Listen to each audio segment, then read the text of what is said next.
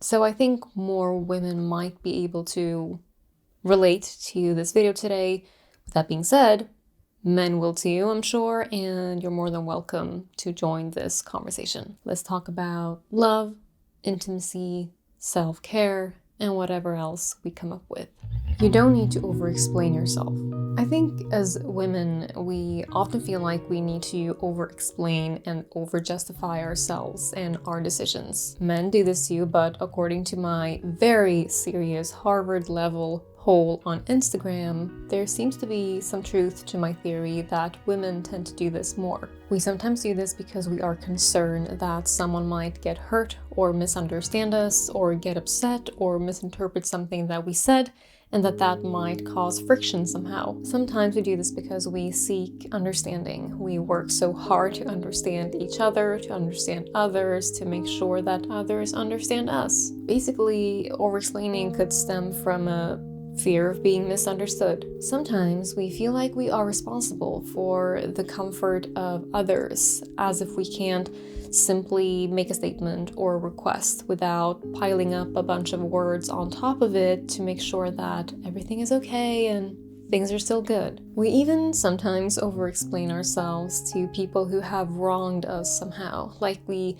feel this strong need to really make sure that they understand what they did wrong. I'm sure we've all at some point sent that unnecessarily long text message that really wasn't needed at all. And worst of all is when you've done that without them even really asking. When you've given more than someone even cares to receive. And now you might listen to this and not relate at all, of course, but if you do, I want you to break this commitment that you have to over-explaining.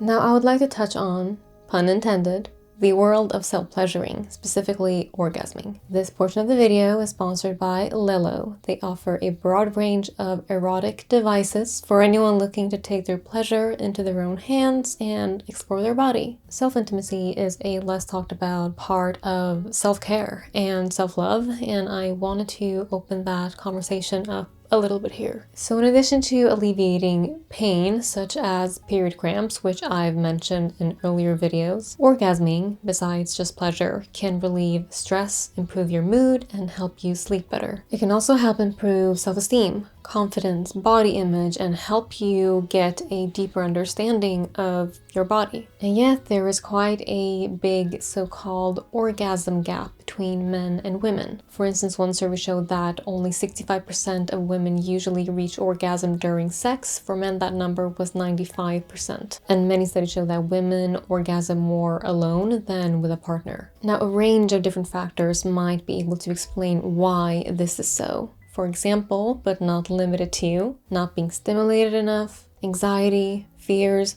relationship worries, and lack of confidence. So I think it's incredibly important to learn to feel comfortable with your body, to become familiar with your desires, how your body responds, what you need, and so on. Some women find that using a vibrator, for example, can do wonders. The Sona 2 from Lelo has been raved about by women. It's made fully out of waterproof medical silicone, and it offers 12 different modes to help different women with different needs experience orgasms. Lelo.com offers huge discounts on all products, and you can enjoy an extra 5% off with my code LANA5. Plus, you'll receive luxurious makeup gifts with purchase, which is perfect for holiday presents for your friends and family.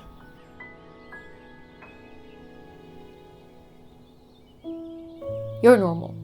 Look, what's considered normal and healthy when it comes to your body is a ridiculously broad range. The way that we look, having uneven breasts, having hair in funny places, the way that we smell, the way that our body fat is distributed, and our periods and how it makes you feel. The list goes on. Studies show that 88% of women compare themselves to images they observe on social media. And these are numbers from 2018, so my guess is that we are somewhere even higher today. Social media is making us believe that there are just millions of unrealistic, mythical looking women wandering the streets with perfect symmetry and perfect skin and perfect hip to waist ratio. There aren't. Take it from someone who has spent thousands of hours behind the camera, in front of the camera, fixing the light, editing videos, editing photos. This right here, this is not what you get when you see me on a random Tuesday outside somewhere. This makeup that I'm wearing, it only looks good on camera in this specific light. And the little cuts that you see here and there in my videos, sometimes it's because I mess up my words, but sometimes it's because I take a small break to reapply my lip gloss, to refluff my hair, to make sure things are looking good and presentable. The point is, I have set this up to my best ability, present my best self. And hey, I don't think that's wrong. You know, I think that we should present our best selves. But the problem is when we start comparing ourselves to other people's best selves that oftentimes are heavily altered. And so I just want to remind you, and I know this is easier said than done, to not compare yourself to me, to anyone that you see specifically online. No is a full sentence. This one goes hand in hand with my previous point about over-explaining. No can be a full sentence if you want it to be one that does not need further explaining. And no can also be body language. No can also be saying things like, I'm good, not right now, maybe another time, I don't feel like it, I'll circle back to you, I'd rather not. No can also be not reciprocating the other person's energy or enthusiasm. So there's this thing in psychology called JADE, which stands for justify, argue, defend, and explain. And it's a pretty easy thing to remember, I think, when you need to set boundaries. So basically, don't justify, don't argue, don't defend, and don't explain. With that though, for the times that you couldn't say no, it was not your fault. Let's have a challenge this week, okay?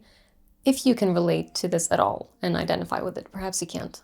Challenge yourself to say no to something without going further into it, without over-explaining, without adding a bunch of words. Just no. Always aim for financial security. Financial security basically means I can afford my own lifestyle. I don't need someone else to fund it. You know you have it when you can say to yourself, I can afford to leave. Whether that is leaving a relationship that is no longer working out, leaving a job, leaving any situation, really. And look, even when someone says, what's mine is yours, it isn't. What's yours is yours. What has your name on it is yours. And I'm not saying that this is an easily attainable goal for everyone or even for most people, but it's important as it gives you peace of mind, gives you freedom and independence, all of which are things that are the foundation for a fulfilling life. Forgive yourself. This is obviously not specific to men or women. Most of this that I've talked about today actually isn't. I'm sure a lot of people can relate. But since we have touched on health, I think this is such an important part of anyone's, mental health journey. So you may be the person who has given too many chances, the person who has chosen to see the good in people even when they have proved the opposite. You might have looked after others so much you forgot to look after yourself. You might have looked back at certain situations and thought, how could I have been so stupid? I should have known better. Well, guess what? You weren't stupid, and no, you couldn't have known better. Don't drive yourself crazy thinking that you should have seen the signs, that you should have paid more attention, that you should have spoken up, that you should have left sooner. Here's what I'll tell you, okay? Even the smartest people in any room that you walk into will have at least one story of how someone had them completely fooled. No one is immune to that stuff. And remember that the fact that you can't understand why or how someone could do what they did to you, it's a good thing. You can't understand because your heart is too big for that. And you can't beat yourself up for having a big heart. So forgive yourself for not knowing better at the time.